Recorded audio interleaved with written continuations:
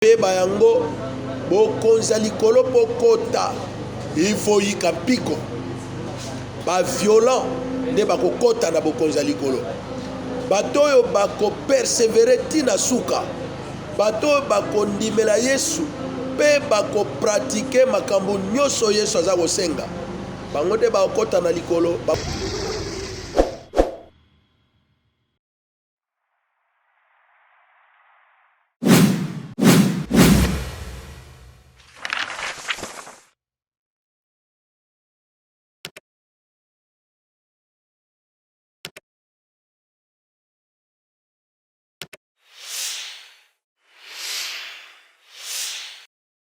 Oui, shalom, peuple de Dieu, partout où vous nous suivez à travers le monde entier. Vous êtes connectés sur notre chaîne YouTube, Serlive TV. Nous émettons à partir de la République démocratique du Congo, à Njili, avenue Fuma, numéro 5. Nous sommes Push Ministry Worldwide. Que Dieu vous bénisse. Partout où vous nous captez, partout où vous nous suivez. En tout cas, nous demandons à notre Dieu de vous visiter. Et ce soir, nous allons partager un thème très important sur le livre de Matthieu chapitre 22, à partir du verset 2 jusqu'au verset 12.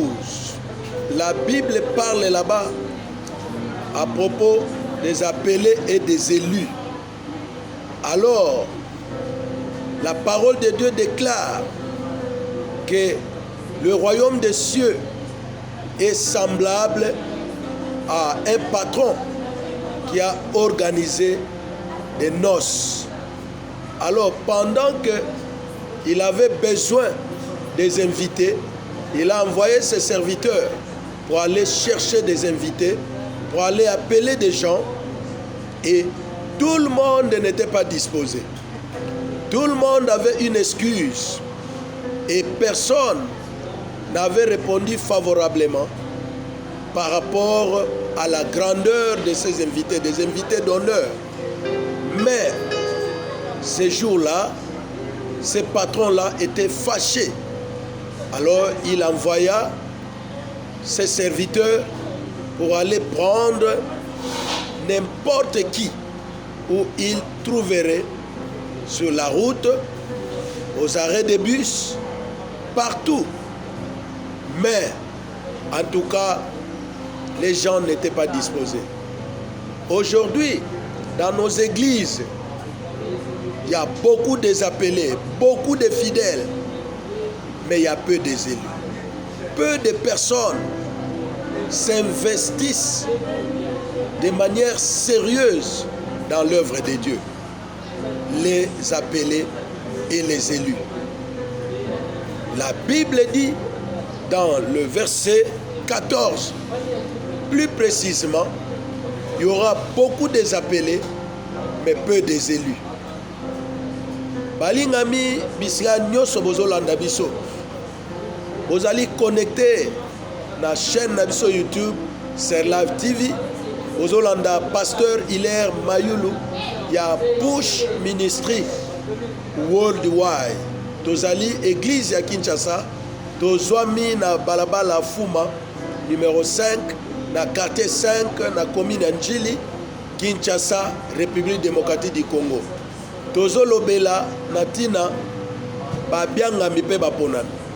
Tala, tango ba élection esalemaka. Ba candidat baza ebele eza élection présidentielle. Et à l'élection pour les députés, et à l'élection pour les sénateurs.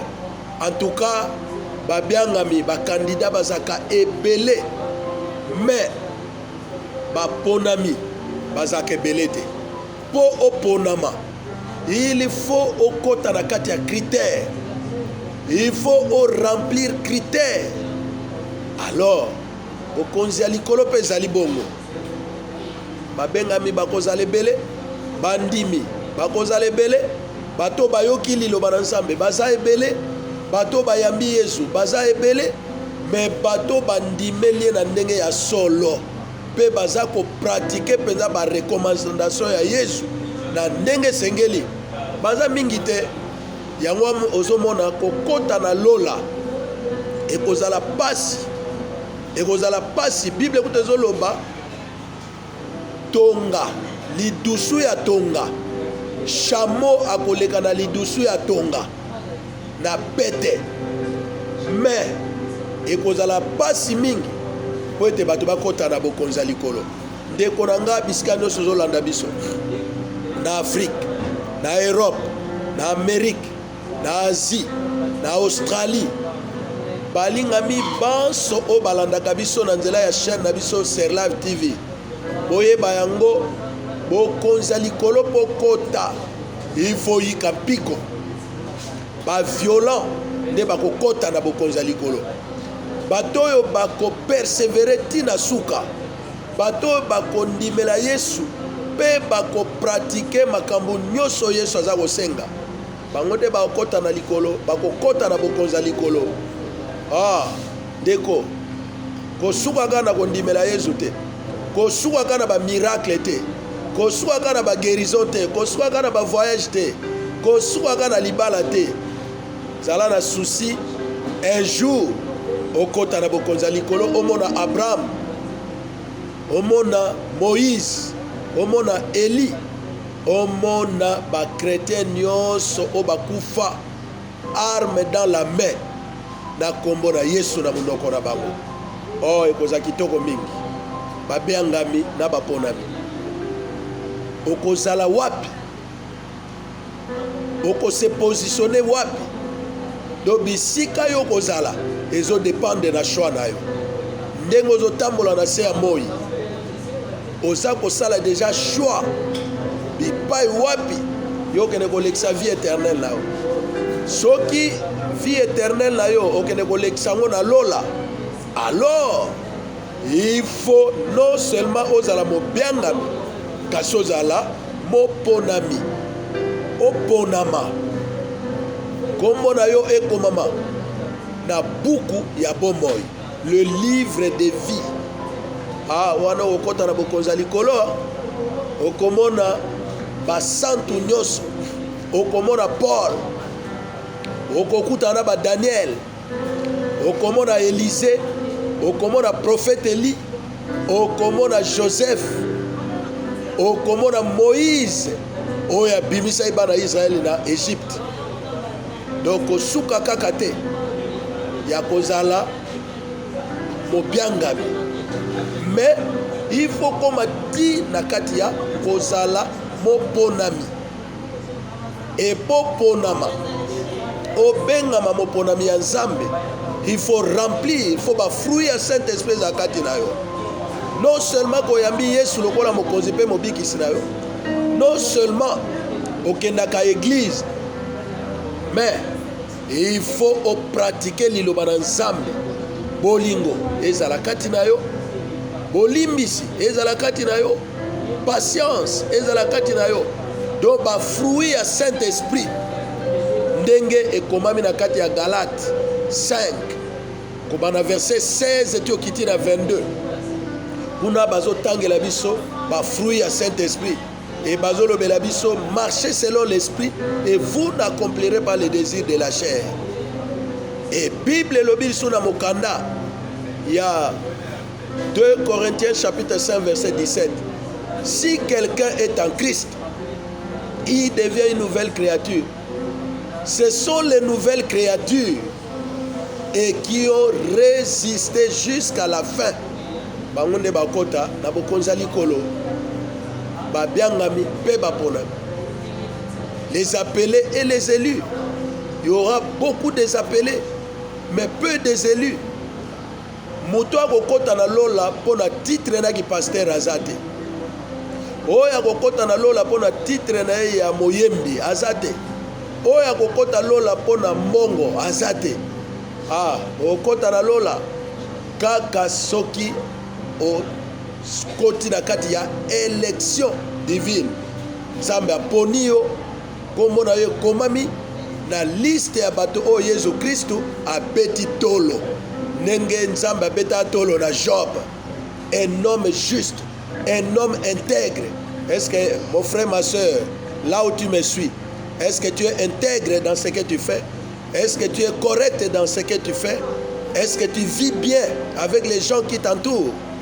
Alors, si tel est le cas, tu peux être heureux et tu seras parmi les choisis de l'Éternel. Tu seras le choix de Dieu et tu entreras au ciel. Mais dans le cas contraire, tu vas passer ton éternité dans l'abîme, là où on dit il y aura des pleurs et des grincements dedans. Nali felo bipai wa bazolo bakune koza kolela na koswa minu pona bato bako rater kokota lola. Ah ndeko na ba passe ezoleka na mokili ko rater lola te. Ko rater lola te mwana, ko rater lola te yaya. Ko rater lola te mosali ya Nzambe à cause ba bien mokili, à cause ba voyage, à cause ba plaisir, à cause ya succès. Ko rater lola te. Ko rater angote. Ba biangami ba ozala ebele ba pona ba ozala muke.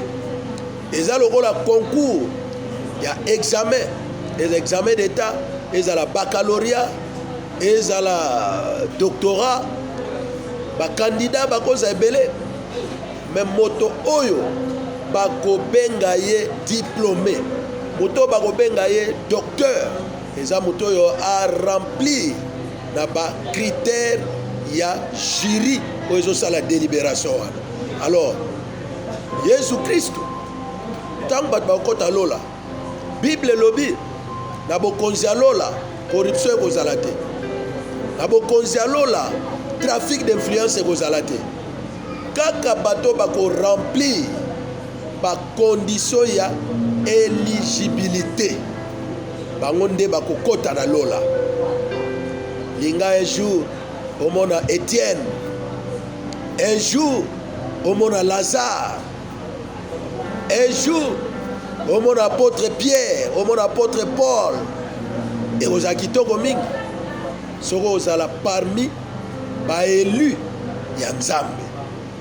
Ko perdre de temps te otika la mondimi ya église, otika la mondimi ya pasteur, otika la mondimi ya lingomba. Non, zala mobengami pe mopondami ya Nzambe, mosikolami ya Yesu Kristo. Bango wana nde bakota na lola, bango wana nde bako vivre dans l'éternité, dans la joie. Le monde passera. Tout ce que nous voyons dans ce monde passera. Les avions passeront, les voitures passeront, les églises passeront, les pasteurs passeront. Mais la parole de Dieu ne passera pas. Le royaume de Dieu sera éternel.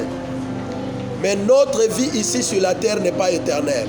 Quelle que soit la durée de ta vie que tu vas passer ici, tu peux faire 100 ans, tu peux faire 120 ans, tu peux faire 90 ans, mais tu passeras. Mais l'éternité t'attend. Où passeras-tu ton éternité?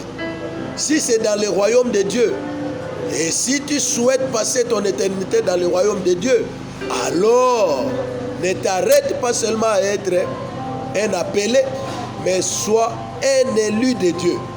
Zala moponami ya Nzambe. Bible lobi mukolo wana omona bato mingi o babana ko prétendre koyeba Yesu, o baza ko prétendre ko servir Yesu, mais bakota lola te. Voilà pourquoi bato pe bakota lola baza soko tangi ndenge apôtre Paul alobi na Colossiens 3 23. Apôtre Paul azoloba kuna, tout ce que vous faites, faites-le de bon cœur, comme si vous le faites pour Dieu et non pour les hommes. Osali, ozo servir Nzambe, osala Nzambe na koyima yima te, kosala Nzambe na badoute te, kosala Nzambe na hypocrisie te, kosala Nzambe te po bazotinda yo, mais salela Nzambe parce que lifuti na yo ata okopamba mwana mokili, mais lifuti munene bisiko kene kolekisa la vie éternelle, le ciel. Tu seras parmi les élus de Dieu. Bato Nzambe aponi, bato Nzambe yemoka beti tolo que baza bapona. Donc ça ne sert à rien mokili koleka biloko nyonso bozomona na mokili koleka kala mingi te Christ azozonga mokili eza sekue mokili ningani ba épidémie ba maladie nyonso ne koleka Christ azozonga ndeko nanga ozolanda nga na France ozolanda nga na États-Unis ozolanda nga na Belgique ozolanda nga na Allemagne na Londres na Suisse ozolanda ngai na Afrique du Sud ozolanda ngai na Finlande ozolanda nga na bamboka nyonso na Afrique ezala na RD Congo ndeko na ngai kosuka kaka kozala mobengami te kobeta kaka tolo te naza mobengami ya Nzambe koma moponami na Nzambe devient l'élu de Dieu pour prétendre entrer dans le royaume de Dieu. Parce que le royaume de Dieu, on ne va pas l'acheter à prix d'argent. Il n'y aura pas un trafic d'influence. Et tokokota lola pe pona ba titre na bisote. Tokokota lola kaka soki o remplir ba condition ya maponami.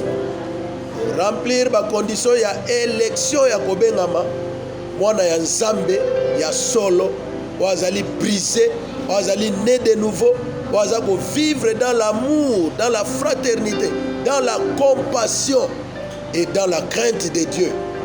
À ce moment-là au koti na kati ya liste ya baponami ya Nzambe ndenge Nzambe aponaki ndeko na biso Job Nzambe abeta etolo mpona ye Bible elobi ke Nzambe abeta etolo mpe mpona ndeko na biso Eli Nzambe abeta etolo ke Eli azalaki moponami na ye Eli azalaki mobengami na ye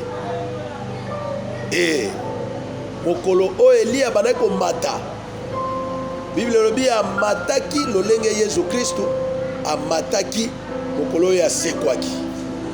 Alors soki kozala mpe bongo mpona yo alors okokota lola ndenge Enoch amataki Enoch tokutana na lola parce que ye amataki ndenge mpe Eli amataki ndenge Yesu Kristo amataki.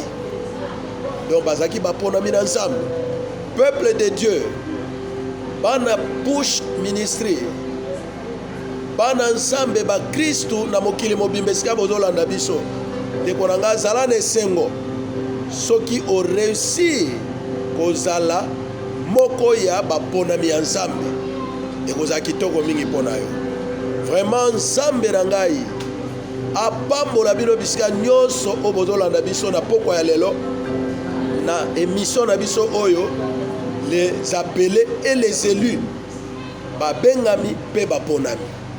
Kuna totangi na mokanda ya Matthieu 22 koma na verset 2 tina verset 14 babengami mpe baponami zala moponami ya Nzambe awa na mokili okolonga na lola mpe okolonga yebisa moto nyonso oyo asambela ke atikala kaka na kosambela te me abanda deja kotravaye mpo na élection na ye azala moko kati na baponami ya Nzambe.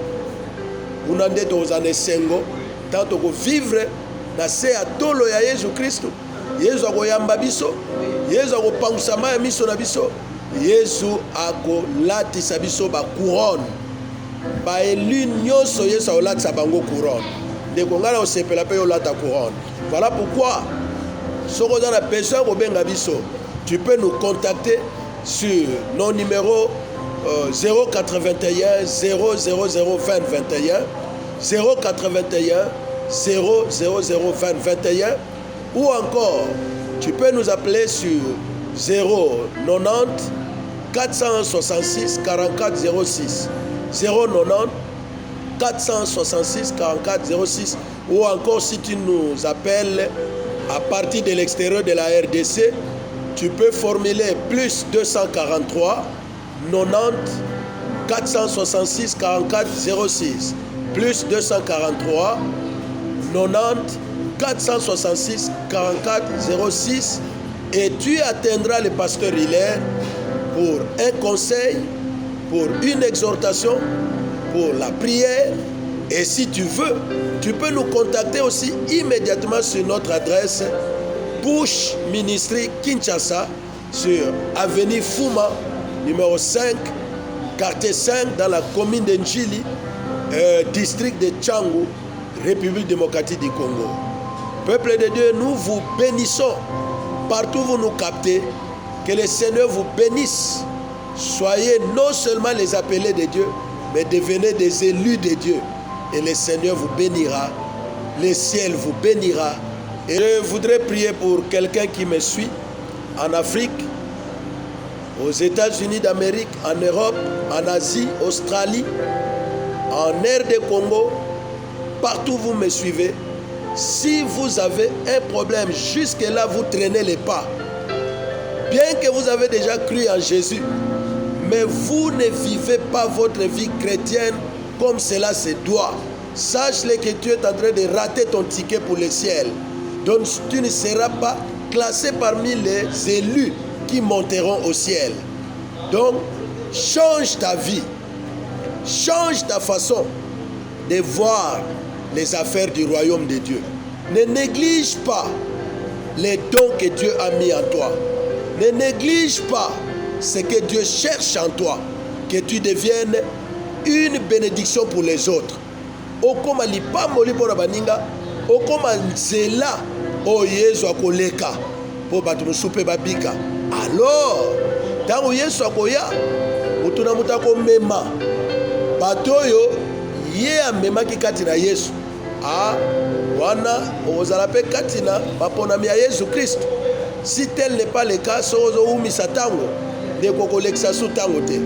Longwa na ba distraction. Na date ya lelo le 12 décembre 2021 nazo benga yo olongwa non seulement na ba hésitation, na ba distraction okoma moponami ya Nzambe. Soko zaki moponami kaka ya pamba te, il faut uta d'abord koza mobengami ya Nzambe, après okoma moponami ya Nzambe. Nzambe ya pambola bino bisika nyonso bolandi biso na nzela ya YouTube, na chaîne na biso Serlife TV. Nzambe pambola bino.